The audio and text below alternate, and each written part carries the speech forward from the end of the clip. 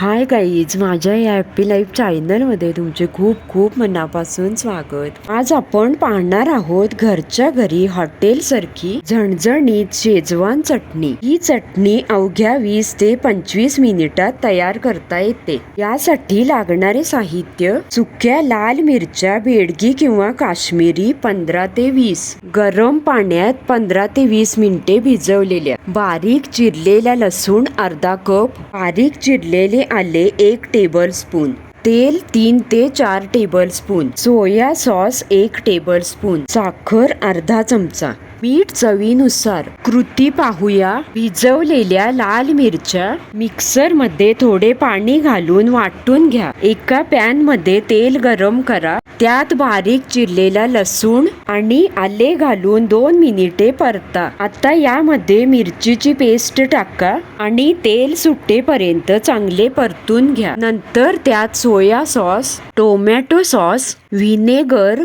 साखर आणि मीठ टाका। मिश्रण मंद आचेवर 5 मिनिटे शिजवून घ्या। आता तुमची झणझणीत शेजवान चटणी तयार आहे। ही चटणी थंड झाल्यावर काचेच्या बरणीत भरून फ्रीज मध्ये महिनाभर सहज टिकते। ही शेजवान चटणी तुम्ही मोमोज, नूडल्स किंवा फ्राईड राईस सोबत सर्व करू शकता। रेसिपी आवडली तर लाईक, कमेंट, सबस्क्राईब। चला तर मग पुन्हा भेटूया अशा छान छान मस्त रेसिपी सोबत। तोपर्यंत स्वस्त रहा, आनंदी रहा आणि सर्वात महत्त्वाचे खात रहा।